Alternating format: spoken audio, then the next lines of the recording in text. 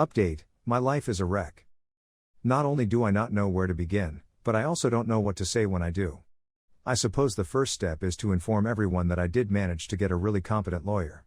Her company, in general, is ranked number 1 in my region for defending males in divorce matters.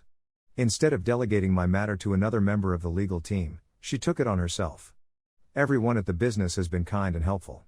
I can see they don't only want their retainer and payout. Nadia, my lawyer, has done all she can to assist me maintain my sanity and well-being. We went through the customary papers I needed to complete out after agreeing to accept my case.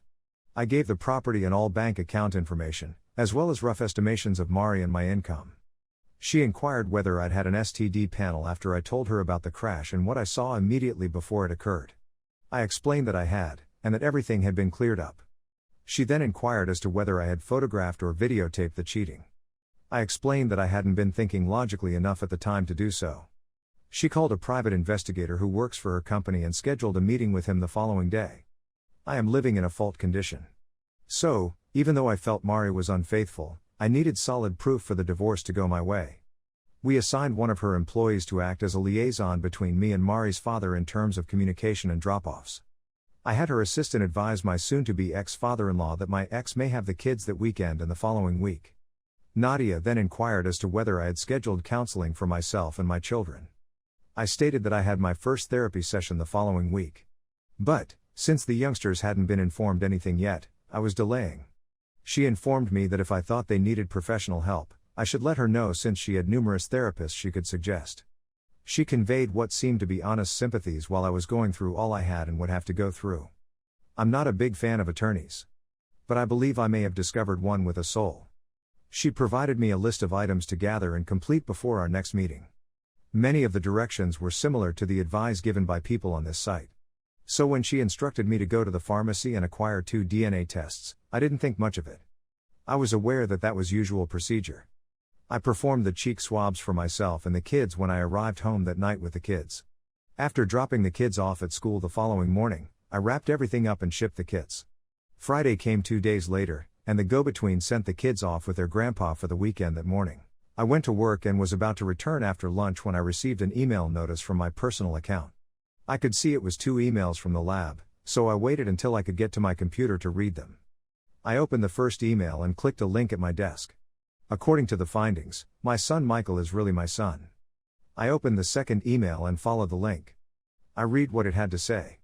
I reread what it stated. I couldn't really say anything, so I simply shook my head. I had to leave the workplace before I fell. But I could take screenshots of both results and email them to myself as JPGs. I ran to my car and sobbed when I realized my daughter Carrie wasn't my daughter. Losing an arm would not be as painful as losing a daughter. My soul felt stolen from me. I'm at a loss for words. Who should I contact? I just sat there weeping, hoping to wake up. From my email, I copied the 2 files to my lawyer. Nadia called me in 20 seconds, asking where I was. Work, I said. She told me to stay still and a representative from the company will be there shortly. I hung up and opened the door. I began dry heaving and vomiting uncontrollably. When I finished vomiting and was bewildered, a paralegal rushed to my aid. I was ushered into Nadia's office as soon as she finished with a customer. She told me right away that the testing findings were not always accurate. In her words, she understood my discontent. But she requested we test Carrie and me again at a local lab to be sure. I couldn't believe it. Even after Mari was captured, I thought the kids' DNA tests were a formality. I never thought my wife would betray me. But, if she could father another man's child, why did I marry her? I couldn't face Mari. I had no proof. But I couldn't see us having that chat if the data confirmed our assumptions. A woman in the firm's office had a blood pressure cup and checked my. It was high, and I was having a panic attack. I was both numb and shocked. I wondered what might happen next. I couldn't believe that my little kid wasn't mine. Glad they were living with their mum at the time. I started to wonder whether the tests were wrong and Carrie and Michael were not my children. 2 days to find out the truth was too long. So the middleman arranged for Carrie to be picked up the next day and transported to Mari's parents. We did the test in a clean room with qualified medical staff. No misunderstanding. Not me, Carrie's dad. It took a day to get the findings, and she was back with her mother by then. Sadly, Carrie wasn't there to see my second round of sobs. My lawyer called me after receiving the results. You should seek out family and not face problems alone. I got in my car and drove to my father's home, crying. It was clear something was awry when I arrived and saw my mom. Carrie is not my daughter, I finally said. What? Mom asked, but I couldn't repeat anything. After about 30 seconds of silence, save for my furious weeping, she leapt up and got her phone. She called my dad. She told him to rush home, but to be careful, since she had bad news. I could see my father yearning for a hint of what was to come. She merely asked him to be careful and come home soon. We all grieved for hours when he arrived in 20 minutes. I'd comfort him. He'd console my mom. They'd soothe me. We were all crying.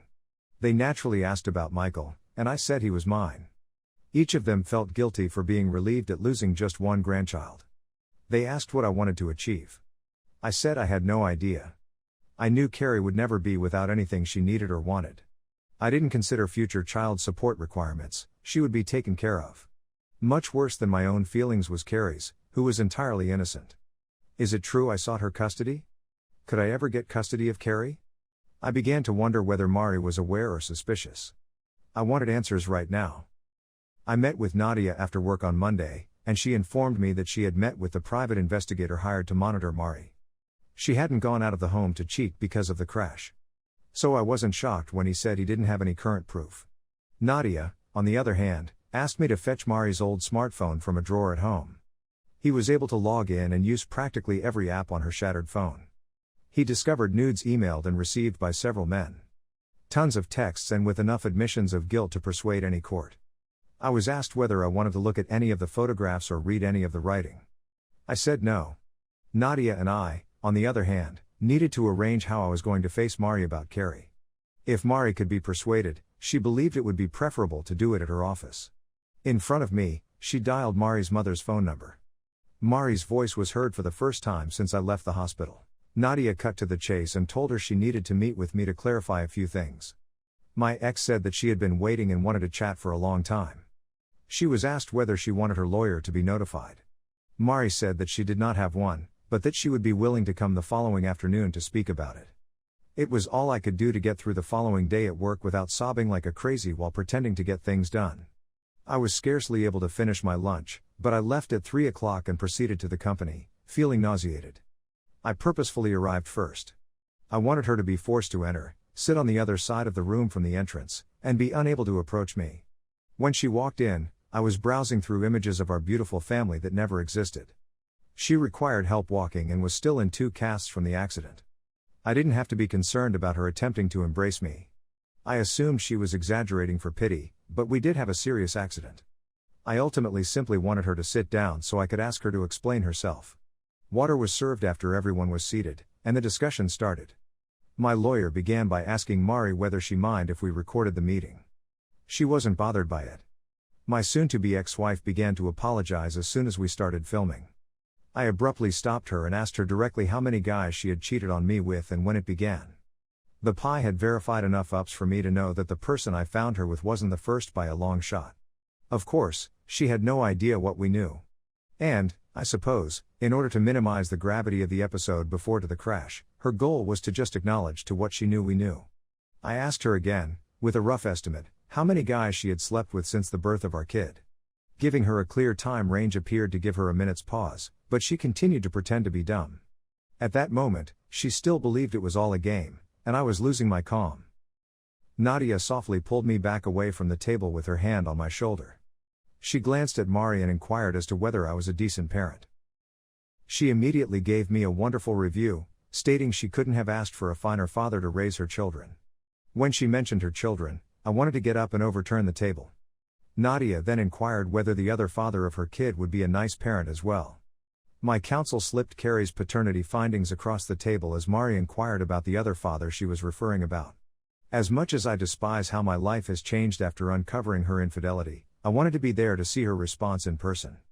She was definitely taken aback when she discovered Carrie wasn't hers. And she attempted to attack me with the entire "you're her father who raised her" thing, which I had to shut down. I inquired about Carrie's father. She glanced down with a look of guilt on her face, and I assumed she was protecting someone. Mari watched me cry for the first time when she stated she didn't know for sure who Carrie's father is. I simply couldn't stand it any longer and gave up. Mari was weeping, but she was urged to attempt to explain. She told me about the postpartum depression she had after Michael was born. I tried to be as empathetic as possible at the moment. I can confidently state that I spent every available minute caring for my kid in order for her to have time to herself. There were days when she couldn't even get out of bed because she was so sad, and I was responsible for all of us. But I had a great time doing it. I enjoyed doing it for my family. I recalled. I had really been dumb enough to believe that getting it through had strengthened our connection. Nope. She didn't blame Rebecca for it. But I was pleased, if not thankful, when she initially convinced Mari to join her on a few girls' evenings out. They'd been great friends for years, but they hadn't seen each other much throughout the pregnancy. Mari said that the second time they went out, she got incredibly intoxicated and let some man feel her up as she gave him the head. She said she felt horrible about it for months. But she started to hate not being able to be young and free to be with anyone she wanted. She informed us that she began up with males on the evenings she went out with Rebecca. Until the night of our accident, she'd never not returned home or returned home late. She stated she didn't want to fall in love with any of the males. She said that she always used protection and that she never slept with the same man more than 3 times. She said that all she wanted was. I was taken aback. Finding out your wife is a nasty lying harlot usually does the trick. It was like discovering your life is a reality show you didn't ask to be a part of. I wanted to shout at her, but I was too preoccupied with calculating how many guys she had probably cheated on me with over the years. Nadia questioned whether she knew who Carrie's father was, and she said she had always thought she was my lawyer pointed out that something had certainly occurred and speculated that maybe a condom had broken. When my wife admitted that it had happened a few times with a few men, I lost it. I inquired as to who the heck she was. Because I didn't know who was saying such heinous things to me. It seemed as though she was ordering me to pass the salt. I asked her when she began to dislike me and why. I inquired as to what I had ever done to merit being treated in this manner. What could she possibly have done to her daughter? I was enraged. She accepted it knowing it was all true. Divorce is a foregone conclusion after what she just told me and what I'd conveyed about how I feel about her. What was once a marriage has turned into burnt ground. The only thing left was to count the casualties. I've lost 2 people in my life, my wife and my daughter. A woman has lost 3 husbands.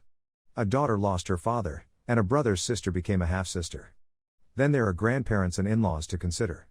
Mari effectively wrecked 2 whole families. Her parents will be furious at what she did. And I promise by everything that is holy that I will let them view all of the evidence that the pie uncovers. She admits to meeting guys on dating apps with Rebecca and utilizing girl time as a time. She stated she had no intention of hurting me. She said she had no clue Carrie wasn't hers. I trust her since I, too, had no notion. However, DNA does not lie.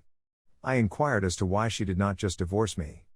She said unequivocally that she did not want to lose the security. I handed it to her. She sobbed. Everything was uttered through tears. But I know my face was just one of disdain. I despise the guy sitting across from me. I feel cheated, humiliated, and emasculated. I'm feeling defeated. I'm very sure one of the reasons she came to speak with me without a lawyer was because I own everything. Outside of a little 401k, she doesn't have much to lose. And my riches came from receiving my grandfather's fortune when I was 14 years old. My biological mother is not the lady I call mom. My mother died when I was 2 years old from a rare, rapidly developing cancer. When I was 4 years old, my father remarried the lady I call mom. I'd known my whole life that she wasn't my real mother, and that I wasn't her biological son. I subsequently discovered she couldn't have children, and parenting me helped her understand that. When my biological mother's father died, everything was left to her passed to me as her successor, but I couldn't touch anything until I was 21 years old. I worked hard in class and studied hard. But I'm not required to work. In terms of money, she knows I'll wash the floor with her in the divorce, and she won't receive even half of what she's asking for. She has a job, she can't work right now due to her ailments, but she has a job. Part of me wants to punish her, while another part of me just wants to be done with her. Mari was plainly on painkillers, which may have contributed to her gruff demeanor. The pain of her words was amplified by my fantasy. I asked whether she felt sorry. She said she had. I pondered how we discover Carrie's father. I already know who her father is. Said my STBXW. BS. I wasn't in the mood for a philosophical discussion about parenting. Carrie deserves to know who her father is and his family for health reasons. The pie's evidence didn't go back far enough. I asked her if she knew where any of these individuals were or had their phone numbers. To lose their phone numbers meant never seeing them again. How could I miss that? In case he had a baby or she got an STD, I encouraged her to save his number. I'd want my name erased from Carrie's birth record. Her DNA proves she is not my child. As previously said, I will continue to help her financially long after she turns 18. Nothing will be missing in her. Concerning my child and custody, I'm speechless. Prior to the paternity test, I considered a 90/10 arrangement, in which I would grant my ex-wife monthly weekend and holiday custody. Even if I could get custody of Carrie, I don't want to. Despite the fact that he is her half-brother, I cannot remove Michael from her. I don't want them hurt. That's why I can't let Carrie see me weep over the test results. I don't know how much her treatment will cost, but I must pay for it. Nobody knows whether her biological father can afford it. And my own therapy will pay for a therapist's new beach house. After the conference, I just wanted it to be done. Except for me, that was the greatest response. Both families may dispute paternity. It's possible my ex-girlfriend cheated my granddad. And the kids would be spared a broken marriage or a failed relationship. But when I arrived home, I said, F that. Nadia is preparing divorce papers and legal documents to have me proclaimed not to be Carrie's father. Things will take substantially longer as a result of this. But I don't want any legal reasons to compel me to engage with, pay for, or deal with children who aren't mine. The legal team is looking at methods to figure out who Carrie's father is. When the results of an ancestry search are returned, many of the sites identify prospective relatives. That is our first course of action for the time being. Even if the findings do not link to a specific person. They might be referring to a sibling, cousin, or another relative. Whoever the man is, he may not be ready to welcome a kid he is unaware of. It may create some stress in his life. But I doubt it will be anything close as horrible as losing my kid for good because she never existed. Everything is just so messed up right now. Nothing is secure. At this point, chaos is a daily strain. The youngsters return to the home on Sunday afternoon. I've never wanted to be unable to see them. But I know that many unavoidable events will occur for which I will be unprepared. When she sees me, she immediately wants to hug her father. I'm not even sure how I'm going to respond. Hug her and weep like a baby, knowing she has never really been mine. Tell her I'm not the right guy for her. I can't bring myself to be cruel to her. My heart, on the other hand, is shattered. There's no one to take it out on, not even Mari. Because nothing I could do short of murder could compensate for the treachery she has inflicted on me. She used me and spat me out, so that scale would never be balanced. For her promiscuous lying ways, she deserves to suffer in hell. Everything I used to love has been shattered, even myself. I'm going to win the divorce. Nadia and her associates will create the most lopsided asset distribution in the history of divorce. Mari, on the other hand, has diminished or destroyed the worth of so much for me that it seems like she's already won. To heck with her once again. I'm left with a son that she intends to use against me and control. Some individuals are really heinous and ought to be like animals. I made the mistake of having a kid with one. I recently realized I'm not the only one that makes bad decisions.